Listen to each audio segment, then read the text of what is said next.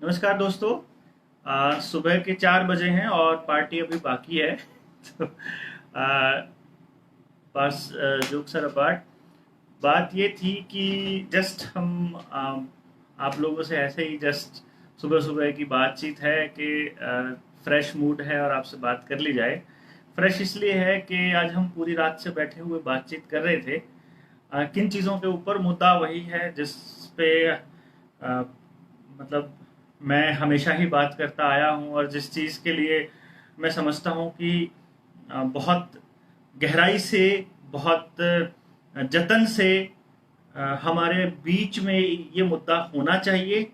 समाज के अंदर ये डिस्कशन जारी रहना चाहिए। तो कुछ कुछ क्या, एक पेरेंट्स हैं मेरे पास, 2 बच्चे हैं उनके, इशप्रीत और हरमन। और शाम को 8:30 बजे के करीब ये पहुंच गए थे और हम तब से बैठे हुए थे और चर्चा चर्चा में हमें पता ही नहीं चला। और इसके लिए एक तो मैं प्रविंदर जी से क्षमा चाहूँगा कि मैंने आपसे पूछा था कि डिनर करा कि नहीं करा, और आपको मैंने डिनर नहीं करा पाया और आप पूरी रात से भूखे, और मैंने वो भूखे ही चर्चा चल रही थी, सॉरी।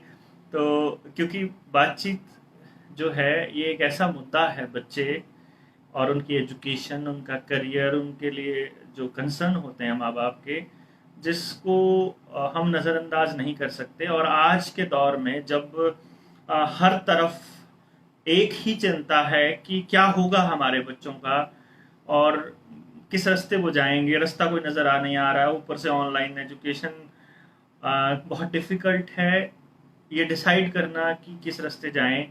तो समाज के कौन से वो लोग होंगे जो इस रास्ते पर, जो आगे हमारे बच्चों को, अगली जनरेशन को रास्ता दिखाएंगे, कौन उस रास्ते को तय करेगा। यंग जनरेशन भी मेरे साथ है, इशप्रीत मेरे साथ है, हरमन सो चुका है, वो 1 बजे सोया था, 2 बजे, 2 बजे, वो 2 बजे सो चुका है। और बहुत मस्ती करते हुए वो लोग सोए, हम बात कर रहे थे। हमने आज इशप्रीत को भी नहीं सोने दिया था। तो I hope you liked. Yes. Okay, तो मैं अभी आपसे बात कराऊंगा प्रविंदर जी की, जो हरियाणा सरकार में टीचर हैं, और उनकी मैडम से। और हम ये कोशिश करेंगे ये जानने की कि उनको इस बातचीत से क्या समझने का मौका मिला, या क्या उस पे इनके विचार हैं। और फाइनली अभी जो अगली जनरेशन है या हमारी जनरेशन है, इसको क्या करना होगा अगली जनरेशन को रास्ता दिखाने के लिए। This is a point. तो मैं आपकी बात करवा रहा हूँ। प्रतीक आ चुका है। हेलो प्रतीक, गुड मॉर्निंग। भाई हम तो जाग रहे हैं, आप भी जाग रहे हो? क्या हो गया, उठ गए कि अभी सोए नहीं? हम तो सोए नहीं है अब तक ना। तो परमिंदर जी, हाँ सभी जी। नमस्कार आपको। और मेरा जस्ट एक सवाल है आपसे, ज़्यादा नहीं मैं आपका टाइम लूँगा, क्योंकि मेरे ख्याल से आप 9 बजे से बैठे हुए हैं आप लोग, और 9 बजे से आपको। तो आज जो डिस्कशन का मुद्दा था वो थोड़ा बताइए आप हमारे दोस्तों को। पहले तो सभी को प्यार भरी सत श्री अकाल। आज हम लगभग 8:30 बजे के करीब यहाँ आ गए थे। तो बातों में अब डिनर नहीं किया। वाकई डॉक्टर साहब ने पूछा भी है और किया भी नहीं था, पर डॉक्टर साहब से बातें करते करते पता ही नहीं चला टाइम कब हो गया। जब उन्होंने बताया कि 1 बज गया है, तो तब वो ऐसे लग रहा था कि जैसे अभी तो आए हैं, अभी आधा पौना घंटा ही हुआ है, अभी कहाँ खाने का टाइम हुआ। मतलब बच्चों के प्रति हम जो बात कर रहे थे उसके प्रति, और डॉक्टर साहब के साथ बात करते हुए तो ना, मतलब बिल्कुल ही आनंद आ जाता है। और जो हमारी क्वेरीज हैं हमसे, मतलब अभी हमने बात की भी नहीं, उनके जवाब पहले ही मिलने शुरू हो जाते हैं। मतलब एक तो होता है अभी क्वेश्चन अभी पुट करना है, वो पहले ही डॉक्टर साहब की तरफ से उनके जवाब शुरू हो जाते हैं। तो बहुत ही मतलब आनंद आ जाता है। बच्चों की बहुत चिंता थी। हम डॉक्टर साहब के पास आए, लगभग ये मैं तीसरी या चौथी बार आया हूँ यहाँ पर। तो मतलब डॉक्टर साहब ने कभी यही नहीं किया कि आप बार बार क्यों आ रहे हो। कभी कोई ऐसा डॉक्टर साहब ने फील नहीं होने दिया, और हर बार पूरी एनर्जी से और पूरी एनर्जी के अब रात से मान लो 8:30 बजे से बैठे हुए हैं, अब 4 बज गए हैं।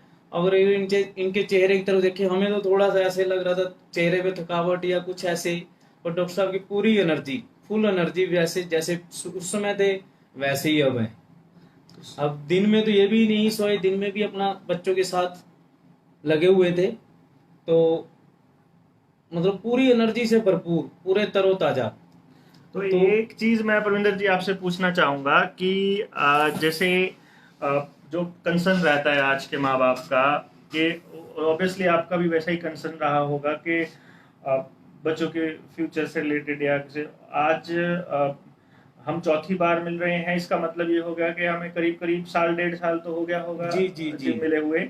तो इस साल 1.5 साल के समय में आप, जब आप यहाँ आए थे, उससे पहले की आपकी सोच, चाहे वो पेरेंटिंग को लेकर हो, चाहे एजुकेशन को लेकर हो, चाहे बच्चों के करियर को लेकर हो, उसमें और आज की सोच में, फिर आपकी सोच के साथ साथ आपके घर के माहौल में, आपके बच्चों के साथ जो आपकी रिलेशनशिप थी उसमें कितना कुछ चेंज आया, वो हम जानना चाहेंगे। प्रथम तो ये है कि हमें पता ही नहीं था हम पेरेंट्स को बिहेव कैसे करना है। हमें तो अपने आप को ऐसे ही समझते थे भाई हम जो कर रहे हैं बहुत बढ़िया कर रहे हैं, परंतु डॉक्टर साहब के पास आकर ऐसा लगा कि हमें, हम कहाँ हैं, हम तो कहीं भी स्टैंड नहीं करते। हम बच्चों को जान ही नहीं पाए, हम अपनी इच्छा थोप रहे थे बच्चों के ऊपर। भी हम सोच रहे जो हम चाह रहे हैं भी बच्चे वैसे ही करें। देखो एज ए टीचर क्लास में भी अपने आप को समझते थे भी बच्चों को हम पढ़ा रहे हैं, बहुत बढ़िया तरीके से पढ़ा रहे हैं। मतलब जैसे मेरे पास तीसरी क्लास तक भी बच्चे ना इंग्लिश की बुक भी पढ़ने शुरू हो गए थे। अपनी क्लास कक्षा की बात कर रहा हूँ, 20 के बच्चे थे, 20 के 20 बच्चे डेली आते थे, और तीसरी क्लास में भी इंग्लिश भी पढ़ लेते थे सारे के सारे बच्चे। तो अब मैं अपने आप को सोच रहा था भी मैं तो बहुत अच्छा टीचर हूँ, और टीचर अच्छा हूँ तो बच्चों को भी, अपने बच्चों को एजुकेशन भी अच्छी दूंगा, तो मैं बहुत अच्छा पेरेंट्स, जो पिता का रोल है बहुत अच्छा निभा रहा हूँ।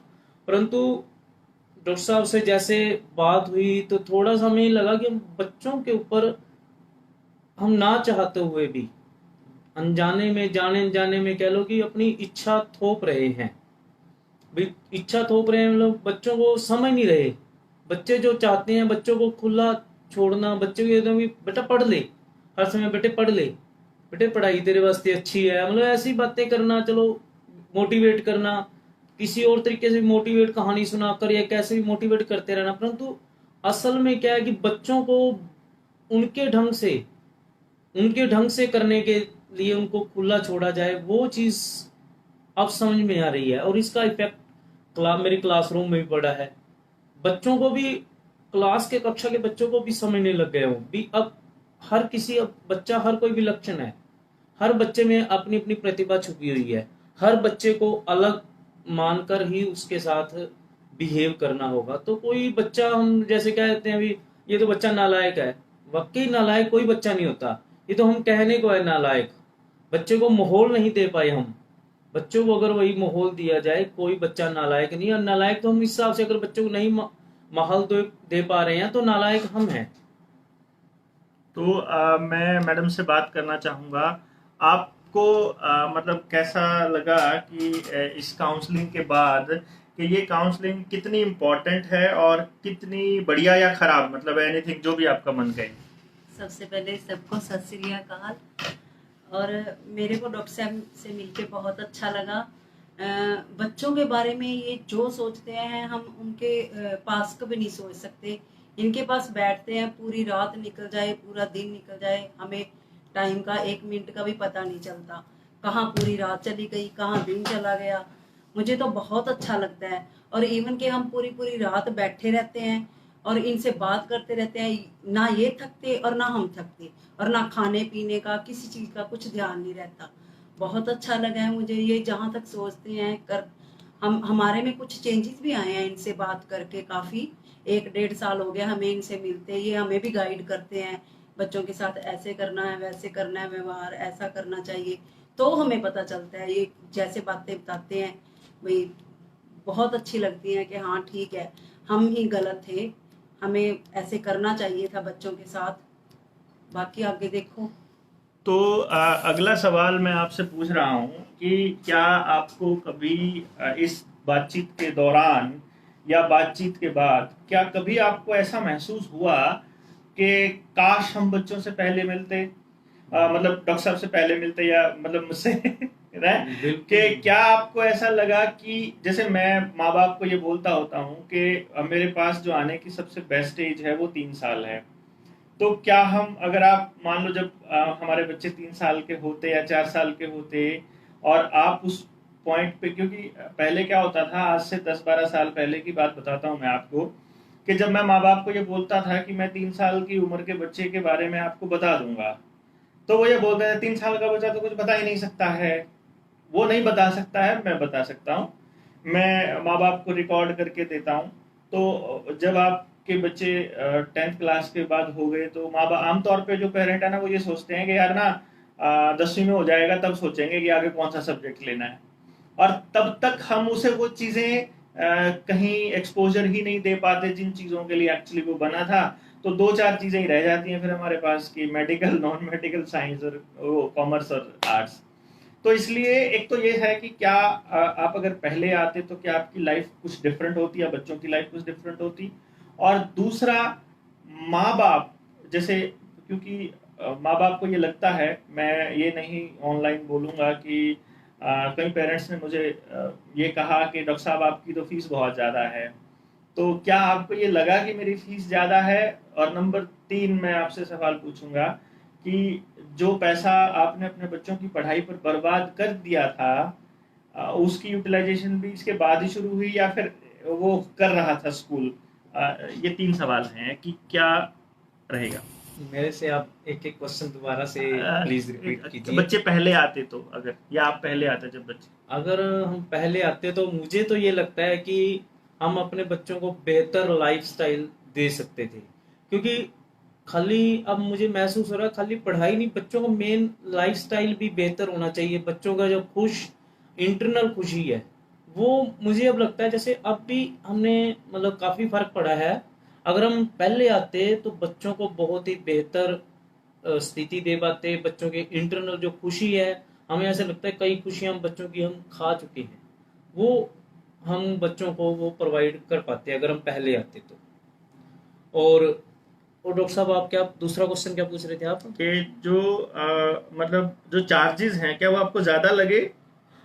फर्स्ट टाइम जब चार्जेस सुने ना तो एक बार लगा इतने तो भी इतना ऐसा क्या मतलब हो गया, मतलब बहुत लगे एक बार तो। परंतु जैसे जैसे अब मान लो हम समय बीतता जा रहा है, हम बच्चों के अंदर चेंजेस देखते जा रहे हैं, अपने अंदर चेंजिंग आ रहे हैं, तो लगता है कि ये बहुत ही जेन्युइन क्या मतलब उसी हिसाब से कम ले रहे हैं। मतलब बहुत ही एक बार तो लगेगा भी हम जब पैसे देते हैं, वो इतना पैसा हम बच्चों की वैसे भी तो पढ़ाई के ऊपर वेस्ट करते हैं। वेस्ट क्या करते हैं हम, इन्वेस्ट ही करते हैं बच्चों की। वेस्ट तो चलो सॉरी मैं गलत बोल गया, बच्चों के ऊपर इन्वेस्ट करते हैं, बच्चों की पढ़ाई के ऊपर। पर अगर बच्चे को रास्ता सही नहीं बताया हो स्कूल ने, भाई आपने तो अपने बच्चों के स्कूलों में पढ़ाई भी करी, आपने खुद कोर्स भी करा हुआ, आप टीचर भी हैं, आप सेमिनार्स भी अटेंड करते रहे हैं, तो आपको कोई आदमी ऐसा नहीं मिला बताने वाला कि अपने बच्चों को कैसे पहचाने और रास्ता कैसे दिखाएं। आपको स्कूल ने भी नहीं बताया, तो आप स्कूल में भेज किस चीज के लिए रहे हैं जब स्कूल ये रास्ता भी नहीं बता रहा है? तो बस जैसे सभी भेजते जा रहे हैं उसी तरह भेजते जा रहे हैं। साइकोलॉजी पढ़ी भी है, परंतु साइकोलॉजी को थोड़ा बहुत हम अमल भी किया है, परंतु जो चीज आपके पास से सीखी है ना, वो मुझे नहीं लगता कोई स्कूल बता पाएगा। हम भी अपने विद्यालय में जैसे बच्चों को नहीं वो चीज बता पाते थे, अब थोड़ा सा देखो फर्क है, बच्चों को अब थोड़ा सा बता पाते हैं। परंतु पहले तो अपने आप को सब सोचते थे बहुत सफिशिएंट है, बहुत बढ़िया बता रहे हैं, क्योंकि तो लगता है नहीं क्योंकि इसको हम जब हमने इसको बनाया था, मैं आपको बता दूं आपकी जानकारी के लिए कि जिस सिस्टम पे मैं काम कर रहा हूं और इस पद्धति पे इंडिया में काम करने वाला मैं पहला पर्सन हूं। तो मतलब ये है कि इससे पहले तो इस पे किसी ने कुछ काम नहीं किया, ना कोई डिस्कशन है, ना इसके ऊपर कोई रिसर्च पेपर है, ना इसके ऊपर कोई किताब मिलेगी, ना कोई यूनिवर्सिटी है, ना कोई प्रोफेसर है, ना कोई सिलेबस है। अभी हम किताब बना रहे हैं, मैडम मेरी किताब जो है वो लेके जा रही हैं। मैं अभी आपको बता रहा हूँ कि मेरी किताब आपके पास है और आपने मैं वो किताब अभी छपी नहीं है, जो कि 2016-17 से आप देख रहे हो, मैं 5 साल से उसमें लगा हूँ। जैसे ही वो किताब पूरा होने की सिचुएशन पे पहुंचती है, मुझे ये लगता है कि यार इसमें तो ये चीजें और ऐड करनी थी। अब मुझे ये समझ आ रहा है कि हो सकता है आने वाले टाइम में मैं आपको वो किताब जो है आप तक पहुंचा दूं। और क्यों, रीजन ये है कि फिर अगले एडिशन में ऐड कर देंगे फिर वो, तो मैं बहुत जल्दी उसका इंग्लिश और हिंदी वर्जन जो है वो आपके बीच लेकर के आऊंगा, जिसमें मैं हर पेरेंट को ये मौका मिलेगा कि वो उस पॉइंट को समझे कि उनका बच्चा किस तरह का बना है, कुदरत ने उनको किस लिए बनाया है।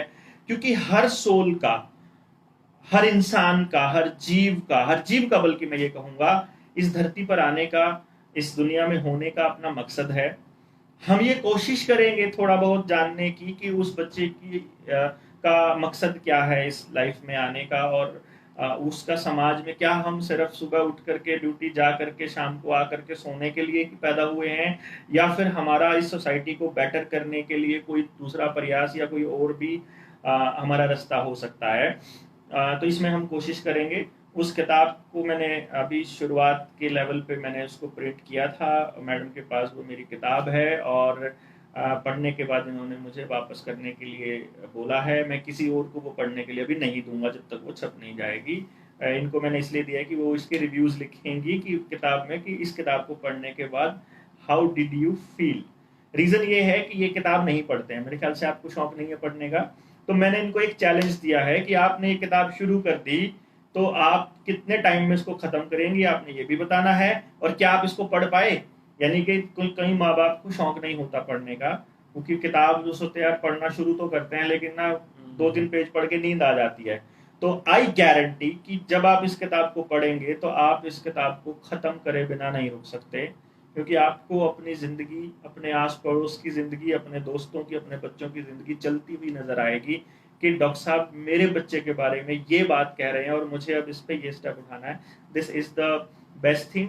और आमतौर पे मैं एडवर्टीजमेंट नहीं करता, ये मैंने आपका रिव्यू इसलिए लिया कि लोगों को ये पता चले कि हम दिन रात इस मुद्दे पर काम कर रहे हैं। मेरा एक और सवाल था आपसे प्रविंदर जी कि जब हम, मेरा जैसे विजन है, मेरा एक मिशन भी है और ये मेरा विजन भी है, आपसे मैंने फीस के बारे में जानबूझकर मैंने नहीं बताया कि हमारी फीस कितनी है, लेकिन बहुत हाई है। आम आदमी जो है वो उसे पे नहीं कर सकता मेरे चार्जेस, अपॉइंटमेंट के जो चार्जेस हैं। इसीलिए मेरा जो क्लाइंट है या अमेरिका से आता है, इंग्लैंड, ऑस्ट्रेलिया, कनाडा, बाहर से आता है, या फिर बड़े शहरों से आता है, या फिर बहुत अवेयर पेरेंट होता है वो आता है सिर्फ मेरे पास, और मैं इसीलिए ऐड नहीं करता हूँ। मेरा ये सपना है कि हमारे गांव के जो सरकारी स्कूल हैं, तो मैं इसके लिए प्रधानमंत्री से भी मिला था 2015 में, जब उन्होंने प्रधानमंत्री कौशल विकास योजना शुरू की थी। अपने गांव के सरपंच से लेकर एमएलए, एमपी, मंत्री, शिक्षा मंत्री, मैंने कोई नहीं छोड़ा जिससे मैंने इस टॉपिक पर बात ना करी हो। मैंने उनको बोला कि मेरे पास एक ऐसी टेक्निक है कि हम हर बच्चे के बारे में अर्ली स्टेज पे पता लगा सकते हैं, उसको उसी तरह का एनवायरनमेंट दे करके हम 10वीं क्लास से पहले हम उसे वो बना सकते हैं, या उसको उस दिशा में एक रास्ता दिखा सकते हैं जो उसका पैशन ही उसका प्रोफेशन बन जाए। लेकिन यकीन मानिए, क्योंकि लोगों को नहीं पता, क्योंकि लोग नहीं जानते कि उनके बच्चों के लिए ऐसा पॉसिबल है, इसीलिए वो उनसे डिमांड नहीं करते, और इसीलिए सरकारों को कोई इंटरेस्ट नहीं है किसी भी के लिए करने का।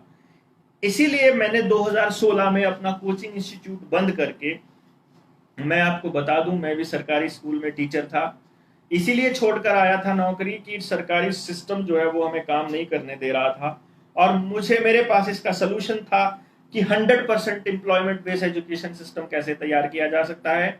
उस सोल्यूशन को लेकर के मैं अधिकारियों के पास भी गया था, उनके पास उसका कोई सोल्यूशन नहीं था। फिर उसके बाद मैं उसे लेकर के लोगों के बीच गया और देखा लोग उस वक्त तैयार नहीं थे। चंडीगढ़ में आके मैंने इसका प्रैक्टिकल किया, क्लासरूम कंडीशंस में सबसे डफर बच्चों का मैंने एक चैलेंज प्रोग्राम दिया था, आपको यूट्यूब पे मिल जाएगा, doctor Dev's challenge program from lowest scorer to the highest achiever, जिसमें हमने 20 स्कूलों से 20 बच्चे लिए थे, एक स्कूल से एक बच्चा, उस स्कूल का सबसे डफर बच्चा, और जिसको सिस्टम कहता था डफर, मैं नहीं कहता, मैं कहता हूं वो यूनिक होता है, यूनिक है बच्चा, लेकिन जिसको सिस्टम ने डफर कहा, हमने उन बच्चों को तैयार किया। 1 साल के बाद हर बच्चा अपनी क्लास का टॉपर था। फिजिक्स, केमिस्ट्री एंड मैथ्स में 100 आउट ऑफ 100 स्कोर किया था, ऑन रिकॉर्ड वो सब कुछ है। और फिर हमने ये बताया था सोसाइटी को कि अगर आपके बच्चे बहुत नंबर लेने लग जाएं तब आपके पास क्या सोल्यूशन है। सोल्यूशन तो है नहीं है, क्योंकि आपके पास ना इतने रिसोर्सेज, ना आपने शुरुआत की। तो मैंने इसी विजन के साथ और इसी मिशन के साथ 2016 में अपना इंस्टीट्यूट बंद कर दिया था। बंद करने के पीछे एक लॉजिक ये भी था कि देखिए, आप सोचिए, कोचिंग से बढ़िया धंधा आज के टाइम पे नहीं है। मुझे नहीं लगता कोचिंग से ज़्यादा पैसा किसी भी बिजनेस में आप मिल सकता है। और कोचिंग को बंद करना का पर्पज़ ये था कि मैं गांव जा करके गांव के लोगों के लिए काम शुरू करेंगे और हम गांव के लिए एक ऐसा एजुकेशन सिस्टम तैयार करेंगे जिसमें 100% एम्प्लॉयमेंट पॉसिबल हो। और वो सिर्फ और सिर्फ सरकारी स्कूल के लिए शुरू करने का प्लान था। प्राइवेट स्कूलों के लिए हम चार्जेस लेते हैं, सरकारी स्कूलों पे वो पैसा खर्च होता है। अभी तक मैंने 5 साल के इस पूरे प्रोसेस में सेविंग्स नहीं करी हैं, और मैं आपको फिर से बताता रहता हूँ, बार बार ये बात बताता रहता हूँ कि हमारा पर्पस है कि जो हमारे पास अर्निंग होती है उसको किसी तरह से हम उसमें कन्वर्ट कर सकें कि कैसे हम इस 100% एम्प्लॉयमेंट वाली एजुकेशन को शुरुआत करेंगे। तो मेरा सवाल आपसे ये है परविंदर जी, इतनी सारी बातें कहने के बाद, कि अगर सरकारी स्कूलों में ऐसा प्रोविजन हो जाए कि बच्चों के टैलेंट का भी अर्ली स्टेज में पता चल जाए और उन्हीं के स्कूल के अंदर या गांव के आसपास उनके रोजगार, यानी जो उनका टैलेंट है उस टैलेंट के हिसाब से रोजगार अवेलेबल हो जाए, तो क्या एक नई क्रांति का आगाज या एक नया भारत का उदय हो सकता है, एक नया मतलब सवेरा आ सकता है बच्चों के मामले में? ये मेरा सवाल है, क्योंकि आप टीचर हैं इसीलिए। बिल्कुल आ सकता है। देखो, हर बच्चे को रोजगार मिल जाए, जो कि आज के टाइम में असंभव लगता है, क्योंकि अब काफी बच्चे जो है रोजगार ना मिलने की वजह से नशे की तरफ आकर्षित हो रहे हैं, या चोरी डकैती की तरफ जा रहे हैं। यानी कि हमारे समाज के ऊपर थोड़ा सा इफेक्ट तो इस रोजगार का, जो बेरोजगारी है, इसके ऊपर पड़ रहा है। अगर ये चीज हो जाती है तो बहुत ही बड़ी क्रांति होगी, और ये दुनिया में मैं कहूँ सबसे बेहतरीन कदम होगा अगर ऐसा होता है तो। मैं आप लोगों से रूबरू होता हूँ। बेहतरीन कदम इसलिए होगा, आपको मुश्किल और देखिए, मुझे लगता है कि असंभव इसलिए लगता है क्योंकि हमने इस दिशा में कभी सोचा नहीं है और हमारे देश में इस तरह पे प्रयास नहीं हुआ है गांव के लेवल पे। लेकिन गांव में इतना बेरोजगार युवक बैठा हुआ है ऑलरेडी। अगर उसको ट्रेंड करके, अगर सरकारी स्कूल के हर बच्चे का हमें पता हो कि इसके पास ये टैलेंट है और हम उसको उसी दिशा में गांव की मदद से हम एनवायरनमेंट प्रोवाइड करें, तो 5-7 साल में हम एक ऐसा सिस्टम तैयार कर सकते हैं कि वहीं से उस टैलेंट को ही इकोनॉमिक मॉडल में कन्वर्ट किया जा सकता है। और मैं इस पे बहुत जल्दी, हमने कुछ गांव अडॉप्ट किए थे, 2019 में काम शुरू किया था। 2020 में हम कुछ गांव के अंदर सेकंड फेज में भी एंट्री कर गए थे, लेकिन 20 की मार्च में हमने 1 मार्च को हमने शुरुआत करी और सेकंड फेज की, और 22 मार्च को जो है वो लॉकडाउन लग गया था। तो ये हमारे लिए सैड स्टेट ऑफ अफेयर था। लेकिन अभी इशप्रीत को नींद आने लगी है दोबारा से। हम इशप्रीत की तरफ रुख करते हैं अपनी बात का, और हम इशप्रीत से पूछते हैं, इशप्रीत, आपका एक्सपीरियंस कैसा रहा इस पूरे प्रोसेस में? अगर हम ये जानना चाहें तो क्या आपके पेरेंट्स जो कह रहे हैं कि हमारी सोच में फर्क आया, थोड़ा बहुत फर्क आया कि काफी आया, कि आपको क्या लगता है कि क्या इस प्रोसेस को कंटिन्यू करना चाहिए या अभी ऐसे ही बात हो रही है? Ishpreet, hello everybody, Ishpreet here. जोर से।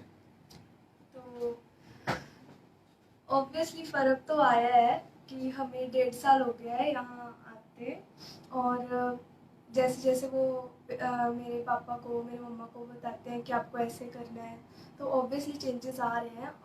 एंड ऑफ कोर्स मेरे में भी चेंजेस आ रहे हैं कि अगर वो मेरे को बताते हैं कि देखो ऐसे करना है तो तेरी पढ़ाई में फ़र्क पड़ेगा, तेरे को ये सब्जेक्ट चूज़ करना है तो तू ये करेगी, आगे इस फील्ड में तू जा सकती है, तेरा ये चीज़ ज़्यादा है तो तू ये करेगी।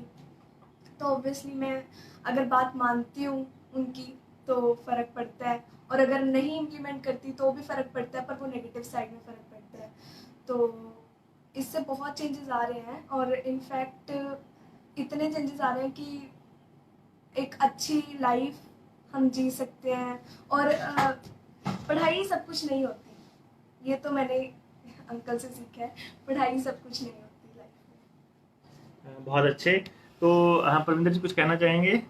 जी, मैं ये कहना चाहता हूँ कि अ, सबसे बड़ी बात डॉक्टर साहब का कोऑपरेशन लाजवाब। अब देखो, जरूरत हमें है, हम मान लो एक बार फीस जो थी डॉक्टर साहब की पे कर चुके हैं, तो उसके बाद हमें कुछ प्रॉब्लम बच्चों के रिगार्डिंग कुछ आ रही है, डॉक्टर साहब से पहली कुछ मुलाकात आपकी कितने घंटे की थी?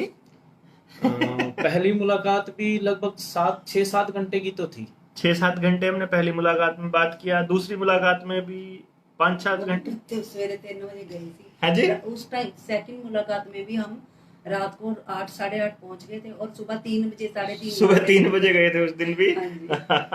तो और तीसरी मुलाकात भी हमारी 4-5 घंटे हाँ की जी, थी। हाँ जी। और आज चौथी मुलाकात भी हमारी 9 से 4 की हो गई, तो कितना हो गया, 4 और 3 7 घंटे की आज हो गई ना। हाँ जी। इसके अलावा जब भी हमें मान लो कुछ प्रॉब्लम आई, हमने जैसे डॉक्टर साहब को व्हाट्सएप किया, वॉइस मैसेज छोड़ा, तो डॉक्टर साहब कहते हैं कि मेरा उधर जब भी चक्कर लगेगा तो मैं आऊँगा। ये इवन यानी कि जैसे मान लो दिल्ली की तरफ जा रहे हैं या करनाल जा रहे हैं, इस तरफ हमारा शावल मार्कंडा से हूँ मैं, जब भी इनका चक्कर हुआ 2 दिन में, 4 दिन में, 1 हफ्ते में, मतलब अपने आप ही घर आ जाते थे। और जो भी मतलब बच्चों के लिए कुछ बच्चों से बात करनी है या हमसे करनी है, तो इन्होंने वहां के भी सोल्यूशन किया। बड़ा मतलब वो लगा कि मान लो डॉक्टर साहब के पास तो फीस चलेगी, अब इनको मतलब क्या है कि कहते भी बस भाई आ जाओ, वहाँ काम है तो आप आ जाओ, वहां पर आपको जरूरत है, चलो अगर मैंने कमिटमेंट कर रखी है आपके साथ तो आप वहां आ जाओ ना। वो चीज नहीं है, मतलब डॉक्टर साहब की तरफ से ऐसा कुछ नहीं है। अगर जा रहे हैं रास्ते में और बाई चांस से हमारा फोन भी आ गया ना, उस टाइम गाड़ी भी मोड़ के साथ भी आ गए हैं, तो इसके लिए मैं डॉक्टर साहब का बहुत बहुत धन्यवाद करता हूँ। मेरे को ऐसे लगता है कि जैसे कोई भी काम रुक गया, जैसे बच्चों के रिगार्डिंग कुछ भी पूछना है, कुछ करना है, तो हम इनसे पूछते हैं आप कब आओगे, कल परसों, जैसे भी ये टाइम देते हैं मैं आऊँगा, तो मेरी वेट हो जाती है जल्दी आए और ये सोल्यूशन बस ये हो जाना है उनके आने के बाद, मुझे ऐसा लगता है। तो ये देखिए क्या होता है कि जब आप एक मिशन पे चले हैं तो आपको ना आप दिन रात देख सकते, ना आप थक सकते, ये अलाउड नहीं है। मुझे तो थकना अलाउड फिलहाल नहीं है, मुझे ऐसा लगता है।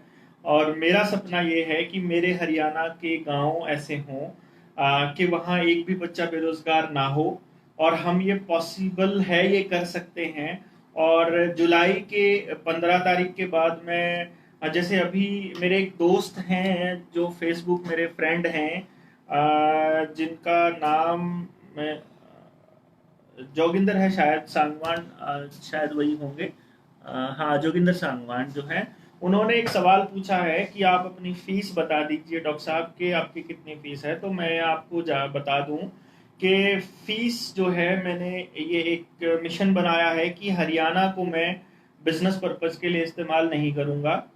बहुत हद हो जाएगी और आपके बच्चे को बहुत ज़्यादा ज़रूरत है तो मैं अर्ली आपको बुलाऊंगा। पॉसिबल नहीं है मेरे लिए, मेरी अपॉइंटमेंट की जो वेटिंग है वो 2 साल की है, तो मैं नहीं दे पाऊंगा आपको टाइम। 2 साल की इसलिए है क्योंकि मैंने एक बहुत लिमिटेड टाइम रखा है अपनी फैमिली के लिए, अपने बच्चों के लिए, जो मैं इनकम के लिए इस्तेमाल करता हूँ, जो खर्चे के लिए पैसा चाहिए होता है। और बाकी का जो टाइम है मैं किसी न किसी गांव में लगाता हूँ, और जिसमें रिसोर्सेज और पैसे और टाइम सब कुछ फ्री ऑफ कॉस्ट देता हूँ। तो अपने गांव के लिए आप अरेंजमेंट कर सकते हैं, मुझे आप बुला सकते हैं, गांव के लोगों को बुलाइए, इकट्ठा कीजिए, उस पर बातचीत करेंगे, आप इसको शेयर कीजिए लोगों तक। आपके गांव में हम इस पूरे के पूरे सिस्टम को फ्री ऑफ कॉस्ट इंस्टॉल करेंगे सरकारी स्कूल के लिए। लेकिन मेरी शर्त एक होती है, उसके अंदर सिर्फ एक ही शर्त होती है कि एक तो हमें गांव के लोगों से बात करके उनकी सोच पे काम करना पड़ेगा, पहले गांव का यूथ ही गांव को बदलेगा। और तीसरी कंडीशन ये होती है कि गांव के सबसे गरीब आदमी से शुरुआत करेंगे हम, क्योंकि जो अमीर आदमी है और जो कर सकता है अपने बच्चों के लिए कोशिशें, वो तो ऑलरेडी भी कर रहा है। कोई शहर में शिफ्ट हो गया है, कोई अपने बच्चों के लिए भाई ट्यूशन इस्तेमाल कर रहा है, कोई दूसरा। तो गांव में जो सरकारी स्कूल इसलिए हमने चूज किया कि हम सबसे गरीब आदमी से शुरू करेंगे। गांव के ही लोगों की मदद से हम इसमें करेंगे। हम पैसे का ट्रांजैक्शन नहीं रखते हैं। ये मेरा एक मिशन है जिसको मैं लेके चला हुआ था, और पहले मैं इसको चलाया, फिर 1 साल लॉकडाउन लगा। लोगों को मैंने शुरू में भी बोला था कि ये सब कुछ जो है बर्बादी के लिए कर रहा है नरेंद्र मोदी, नहीं समझ में आया उनको, तो भैया 1 साल वेट कर लिया, अब हो गया। अब आने वाले वक्त में आपके बच्चों का नंबर है। मैं एक बात अभी भी मैं बात कर रहा था परमिंदर जी से कि 1,44,00,000 करीब 1.5 करोड़ बच्चा हर साल +2 करता है। तो 2020, 21, 22, 23, 24, 2024 के चुनाव मई में हैं, मार्च में एग्जाम हो जाते हैं। मार्च 2024 तक आपके पास 7.5 करोड़ बच्चा ऐसा हो जाएगा जो 18+ का होगा, जिसकी वोट बनेगी, जो सारा पॉन देख के बड़ा हुआ है, जो सारा ऑनलाइन एजुकेशन के नाम पे सब कबाड़ के मतलब सीख के बड़ा, जिसने कुछ नहीं सीखा है। ऐसे ऐसे ऐसे बच्चों को लेकर के वो सरकार बनाएगा। इन लोगों की मदद से उस वक्त वो इंटरनेट के इतने आदी हो चुके होंगे, जिनकी हर क्लिक को एनालिटिकल उस पार्ट पे जांच करके देख रहे हैं कि ये आपकी एक क्लिक हो जाती है, कहीं पे आपको याद होगा वही ऐड आनी शुरू हो जाती है। इतना एनालिसिस होता है आपके हर क्लिक का। तो यानी आपके बच्चों को टारगेट कर रहे हैं। आने वाले वक्त में जो इनका रिकॉर्ड है अमित शाह और नरेंद्र मोदी का, कि ये जिस तरह से देश के अंदर जो अव्यवस्था और अराजकता फैलाने की कोशिश कर रहे हैं, कि आपके बच्चों की जिंदगियों को बर्बाद करने का प्लान है, स्ट्रेटजी है, ये आप समझ जाइएगा इसको। तो मेरा ये मानना है कि अगर आप अपने बच्चों को, यूथ को बचाना चाहते हैं, अपने अपने गाँव में मीटिंग्स हम लोग अरेंज शुरू करेंगे। अब हम इस लॉकडाउन को मानना बंद कर दिया है गाँव ने, और अब हम निकलेंगे। तो 15 जुलाई के बाद या फिर अगस्त में किसी भी दिन, या अगस्त में हम डेट फिक्स कर लेंगे। और आप अपना व्हाट्सएप जो है, मेरे व्हाट्सएप पे मैं नंबर लिख देता हूँ, यहाँ लिख दीजिए जिसके पास मेरा नंबर हो, 9518170000। आप लिख दीजिए कि ये नंबर है, इस नंबर पे व्हाट्सएप कर दीजिए अपने गांव का नाम, अपना नाम, और बोलिए कि इस मिशन को हमने शुरू करना है अपने गांव में। फिर जब मैं साइकिल यात्रा शुरू करूंगा तो मैं आपके गांव को इंक्लूड कर लूंगा, और फिर हम वहां पे गांव के लोगों से बात करेंगे उस पे। फिर उसके बाद अगले स्टेप पे हम लोग चलेंगे। बात किए बिना हम नहीं कुछ कर पाएंगे। पर्सनल अपॉइंटमेंट के लिए भी आपको मेरे व्हाट्सएप पे ही व्हाट्सएप करना पड़ेगा। सोशल मीडिया पे मैं और कोई बातचीत इस पे नहीं करता। आप मुझे वहाँ व्हाट्सएप कर दीजिए, मैं उसको वहाँ पे वॉइस मैसेज भेज के आपको रिप्लाई कर दूंगा। कॉल आपने नहीं करनी है, केवल व्हाट्सएप करना है, वॉइस मैसेज भेज दीजिए जो बात कहनी है, मैं भी आपको रिप्लाई कर दूंगा, क्योंकि पूरा दिन कहीं ना कहीं बातचीत में हम लोग बिजी रहते हैं। तो परमिंदर जी, मैं इन्हीं शुभकामनाओं के साथ आपसे आपको थैंक यू बोलूँगा, क्योंकि बहुत कम लोग होते हैं जो सोशल मीडिया पे आकर के अपने विचार इतना खुले तौर पे बताते हैं।